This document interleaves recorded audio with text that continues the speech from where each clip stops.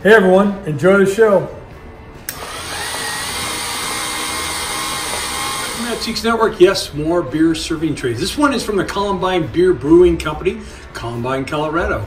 Again, it's another illustration painting of a nice lady that's holding some flowers that were made up by different artists and licensed by these salesmen that brought these plates out for the brewery or beer company that want to use them for their advertisement. Anyways, if you're into vintage brewery or something cool for your walls, this is for you.